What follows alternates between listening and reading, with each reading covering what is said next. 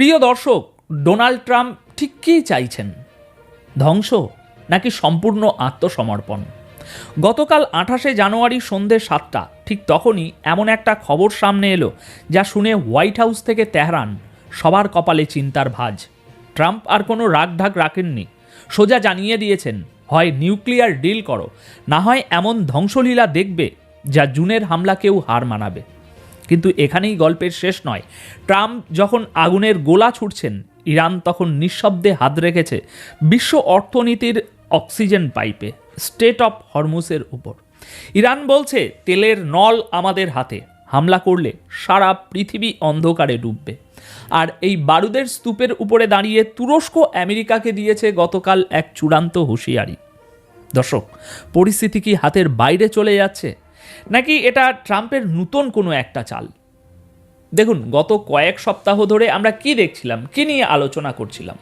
ইরানে আন্দোলন হচ্ছে, রাস্তায় বিক্ষোভ হচ্ছে, আর আমেরিকা সেই সুযোগে মানবাধিকার নিয়ে বড় বড় বুলি আওড়াচ্ছে, তাই তো? কিন্তু খেলাটা গতকাল ঘুরে গেছে। হঠাৎ করে সিনারিও চেঞ্জ। এখন আর বিক্ষোভ বা প্রোটেস্টের কথা বলা হচ্ছে না। হঠাৎ করেই এখন টেবিলের মাঝখানে এসে পড়েছে নিউক্লিয়ার বোম আর যুদ্ধ জাহাজ। কিন্তু কেন? কারণটা খুব সিম্পল। ইরানে বিক্ষোভের আগুন এখন কিছুটা স্থিমিত হয়েছে, বা বলতে পারেন নিয়ন্ত্রণে চলে এসেছে। তাই আমেরিকা বুঝতে পেরেছে যে শুধু বিক্ষোভ দিয়ে ইরান সরকারকে ফেলা যাবে না। তাই এবার ট্রাম্প বের করেছেন তার পুরনো কিন্তু সবচেয়ে ভয়ানক তাস, নিউক্লিয়ার থ্রেট, অর্থাৎ সোজা যুদ্ধের হুমকি, কোনো ঢাকাঢাকি না। আজকের প্রথম এবং সবচেয়ে ভয়ানক খবর, ডোনাল্ড ট্রাম্পের 7 মাসের আলটিমেটাম। ট্রাম্প পরিষ্কার বলেছেন, জুন মাসে যে অপারেশন চালানো হয়েছিল এবার তার চেয়েও বহুগুণ বড় হামলা হবে যদি ইরান আলোচনায় না বসে। চলুন এবার এই জটগুলো খোলা যাক। সবার আগে আসি ডোনাল্ড ট্রাম্পের গতকাল 28শে জানুয়ারির সেই বিস্ফোরক বিবৃতিতে। এ বাদেও আরও অনেক খবর আছে, এই খবরটা আগে মন দিয়ে শুনুন। সন্ধ্যা 7টার সময় ট্রাম্প যে ভাষায় কথা বলেছেন সেটা কোনো রাষ্ট্রনায়কের ভাষা না, সেটা একজন ওয়ার লর্ডের ভাষা। তিনি রেফারেন্স টেনেছেন জুন মাসের। মনে আছে জুন মাসে কি হয়েছিল? আমেরিকা এবং ইরানের মধ্যে উত্তেজনা চরমে ছিল। ট্রাম্প দাবি করছেন তখন অপারেশন মিডনাইট হ্যামারের মতো গোপন অপারেশনে ইরানকে বড় ধাক্কা দেয়া হয়েছিল। এখন ট্রাম্প বলছেন সেটা তো ট্রেলার ছিল, এবার যেটা হবে, যেটা আসবে, সেটা মেন পিকচার। ট্রাম্পের এই হুমকির টাইমিংটা লক্ষ্য করুন। এতদিন আমেরিকা বলছিল আমরা ইরানের জনগণের পাশে আছি, বিক্ষোভকারীদের সমর্থন করছি, আর আজ হঠাৎ বলছে নিউক্লিয়ার ডিল করতে এসো, নইলে মারব। এর মানে কি? এর মানে হলো ইরানে যে সরকার পতনের স্বপ্ন আমেরিকা দেখছিল বা দেখেছিল সেটা সম্ভবত বিক্ষোভ দিয়ে সফল হচ্ছে না। গ্রাউন্ড রিয়ালিটি হলো ইরানের সরকার প্রোটেস্ট অনেকটাই কন্ট্রোল করে ফেলেছে। তাই আমেরিকাকে এখন স্ট্র্যাটেজি বদলাতে হচ্ছে। তারা এখন সরাসরি মিলিটারি কনফ্রন্টেশন বা সামরিক সংঘাতের ভয় দেখিয়ে ইরানকে আলোচনায় বসাতে চাইছে। কিন্তু ট্রাম্পের এই স্টাইলটা দেখুন। তিনি বলছেন একটি বিশাল মার্কিন নেভাল ফ্লিট, একটি নূতন নৌবহর ইরানের দিকে ধেয়ে আসছে। ট্রাম্প দাবি করছেন ভেনিজুয়েলায় যে পরিমাণ সেনা মোতায়েন করা হয়েছিল তার চেয়েও বড় শক্তি নিয়ে এই ফ্লিট এগিয়ে যাচ্ছে। এটা কি শুধু ভয় দেখানো? না বন্ধুরা, যখন এয়ারক্রাফট ক্যারিয়ার, ডেস্ট্রয়ার শিপ আর নিউক্লিয়ার সাবমেরিন মুভ করে তখন সেটা আর শুধু কথার কথা থাকে না, তখন সেটা যুদ্ধের মহড়ায় পরিণত হয়। কিন্তু প্রশ্ন হলো, বন্দুকের নল কপালে ঠেকিয়ে কি আদেও শান্তি আলোচনা হয়? ইরান কি ভয় পেয়ে ট্রাম্পের পায়ে পড়বে নাকি রে ভাই? ইতিহাস কিন্তু অন্য কথা বলে। পারস্যের ইতিহাস বলে যখনই তাদের কোণঠাসা করা হয়েছে তারা আরও ভয়ানক ফনা তুলেছে। আর এখানেই আসছে আমাদের দ্বিতীয় পয়েন্ট, ইরান চুপ করে বসে নেই। ট্রাম্পের এই হুমকির ঠিক পরেই ইরানের রেভলিউশনারি গার্ড কর্পস IRGC একটি হাড় হিম করা ঘোষণা দিয়েছে। তারা বলেছে স্টেট অফ হরমুজ এখন আমাদের নখদর্পণে।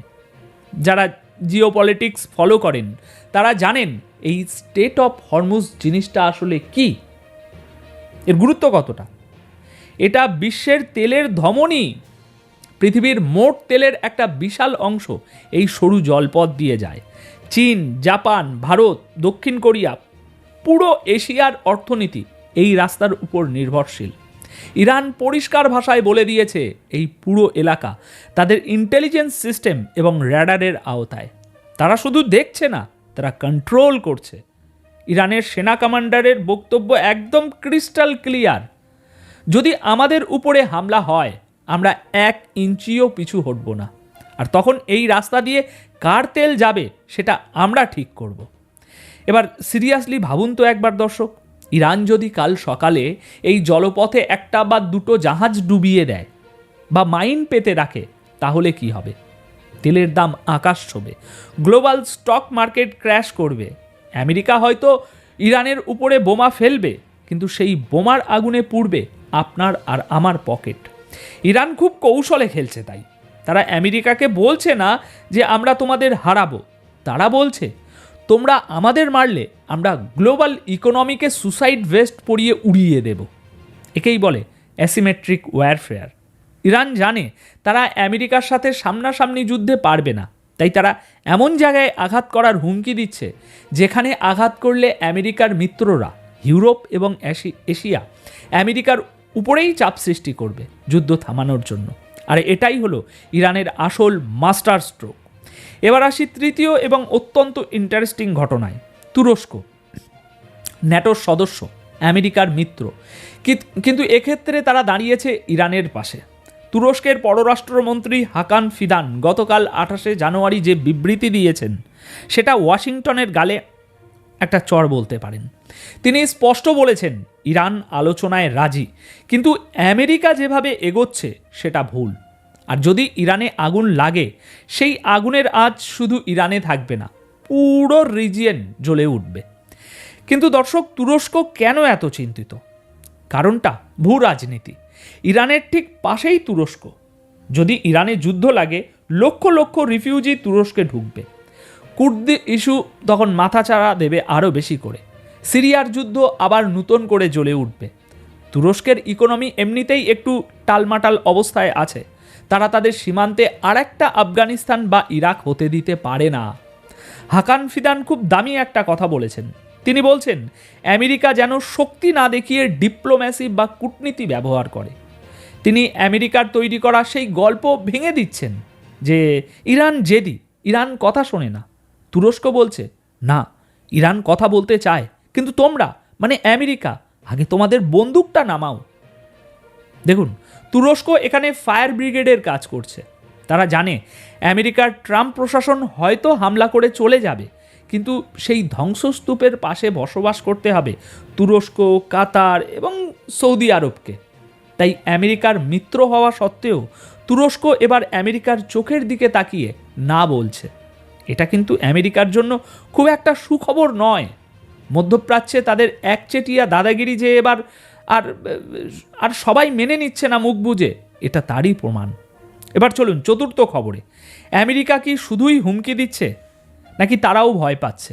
এর উত্তর লুকিয়ে আছে তাদের ডিফেন্স ডিপ্লয়মেন্টে। খবর পাওয়া যাচ্ছে আমেরিকা মধ্যপ্রাচ্যে তাদের ঘাঁটিতে অতিরিক্ত পেট্রিয়ট মিসাইল সিস্টেম এবং থার্ড এয়ার ডিফেন্স সিস্টেম বসাচ্ছে। কিন্তু কেন? যদি আপনি এতটাই কনফিডেন্ট হন যে ইরানকে এক তুড়িতেই উড়িয়ে দেবেন, তাহলে এত হাই লেভেল ডিফেন্স সিস্টেম কেন রে ভাই? কারণ পেন্টাগন খুব ভালো করে জানে ট্রাম্প যাই বলুন না কেন, ইরানের মিসাইল ভান্ডার ওই জিনিসটা ফেলনা নয়। ইরানের কাছে এমন ব্যালিস্টিক মিসাইল আছে যা নিমেষের মধ্যে ইরাক, সিরিয়া বা কাতারে থাকা মার্কিন ঘাঁটিগুলো ধুলোয় মিশিয়ে দিতে পারে। আমেরিকা হামলা করার প্ল্যান করছে, এটা যেমন সত্য, ঠিক তেমনই তারা জানে যে পাল্টামার আসবেই। অ্যাকশান এবং রিয়াকশান, নিউটনের এই সূত্র পলিটিক্সেও খাটে। আমেরিকা প্রিপেয়ার্ড হচ্ছে সেই রিয়াকশানের জন্য। আকাশপথে নজরদারি বাড়ানো হয়েছে, র্যাডার সবসময় অন। তার মানে কি জানেন? তার মানে হলো ডিসিশন মেকিং লেভেলে যুদ্ধ অপশানটা আর টেবিলের নিচে নেই, ফাইলের উপরে চলে এসেছে। এই যে ডিফেন্স সিস্টেম বসানো, এটা কোনো রুটিন মহড়া নয়, এটা যুদ্ধের আগের প্রস্তুতি। আমেরিকা নিশ্চিত হতে চাইছে যে তারা যখন প্রথম আঘাতটা আনবে তখন ইরান যে পাল্টা থাপ্পড়টা মারবে সেটা যেন তারা আটকাতে পারে। কিন্তু বলুন তো, যুদ্ধের ময়দানে কি সবসময় সব অঙ্ক মেলে? দর্শক, এবার এই পুরো চিত্রটা একবার মিলিয়ে দেখুন। একদিকে ট্রাম্পের ইগো এবং নির্বাচনের আগে নিজেকে একটা স্ট্রং ম্যান হিসাবে প্রমাণিত করার তাগিদ, অন্যদিকে ইরানের অস্তিত্ব রক্ষার লড়াই, আর মাঝখানে স্যান্ডউইচ হয়ে আছে বিশ্ব অর্থনীতি এবং শান্তি। আমেরিকা এখন একটা অদ্ভুত স্ট্র্যাটেজি নিয়েছে। তারা প্রথমে চেষ্টা করলো ইরানের ভিতর থেকে সরকারকে ফেলার, প্রোটেস্টের মাধ্যমে। সেটা যখন স্লো হয়ে গেল তখন তারা শিফট করলো নিউক্লিয়ার ইস্যুতে। এটাকে বলে শিফটিং গোলপোস্ট। লক্ষ্য একটাই, ইরানকে নতজানু করা। কিন্তু ইরানও তো ভাই কাঁচা খেলোয়াড় না। তারা জানে সাদ্দাম হোসেন বা গাদ্দাফি যে ভুল করেছিল, অর্থাৎ নিউক্লিয়ার ক্ষমতার আশা ছেড়ে দিয়ে পশ্চিমের উপরে বিশ্বাস করা, সেই ভুল করলে তাদেরও এই একই পরিণতি হবে। তাই আমেরিকা যত চাপ বাড়াচ্ছে, ইরান তত বেশি তার নিউক্লিয়ার প্রোগ্রামের দিকে ঝুঁকছে। আর যারা সাধারণ মানুষ, আমাদের কাছে মনে হতে পারে দূর, ওসব তো অনেক দূরের ঘটনা। কিন্তু বিশ্বাস করুন, এই আগুনের আঁচ আপনার রান্নাঘর পর্যন্ত পৌঁছাতে সময় লাগবে না। হরমুজ প্রণালীতে একটা স্ফুলিঙ্গ, একটা ইনসিডেন্ট, একটা হ্যাপেনিং, ব্যাস তেলের দাম ডবল আর জিনিসপত্রের দাম আকাশ ছোঁয়া। ট্রাম্প হয়তো ভাবছেন তিনি একটা ছোট্ট যুদ্ধ করে হিরো হবেন, কিন্তু ইতিহাসে ছোট্ট যুদ্ধ বলে কিছু হয় না। যুদ্ধ শুরু করা যায়, কিন্তু শেষ করাটা আর নিজের হাতে থাকে না। আমেরিকা ভিয়েতনামে, আফগানিস্তানে, ইরাকে সেটা হাড়ে হাড়ে টের পেয়েছে। তাও কি তাদের শিক্ষা হয় না? শিক্ষা কি নেবে না? এখন ভিডিওর শেষ প্রান্তে এসে একটা কথাই বলবো, পরিস্থিতি অত্যন্ত ক্রিটিক্যাল। ট্রাম্পের এই জুন মাসের চেয়েও বড় ধ্বংসের হুমকি এবং ইরানের হরমুজ বন্ধ করার পাল্টা হুমকি, দুটোই যদি ঘটে যায় তবে আমরা এক মহাপ্রলয়ের সামনে গিয়ে দাঁড়াবো। তবে একটা আশার আলোও আছে। তুরস্কের মতো আঞ্চলিক শক্তিগুলো এখন মুখ খুলছে। তারা বুঝতে পারছে আমেরিকার স্বার্থ আর তাদের স্বার্থ এক নয়। যদি এই আঞ্চলিক দেশগুলো একজোট হয়ে আমেরিকাকে চাপ দেয়, তবে হয়তো এই সর্বনাশ আটকানো সম্ভব। এখন আপনাদের কি মনে হয়, যুদ্ধটা কি পুরোদমে সত্যি লেগে যাবেই, যা আগামী কয়েক মাসেও থামবে না? মাস তো ছেড়ে দিন, বছরেও থামবে না। সিরিয়াসলি ভাবুন এবং কমেন্ট করে আমাকে জানান। আপনাদের প্রত্যেকটা মতামত আমার কাছে খুবই গুরুত্বপূর্ণ, কারণ মেইন স্ট্রিম মিডিয়া যা দেখায় তার পেছনের সত্যটা আপনারা এবং আমি মিলে এখানে বের করি।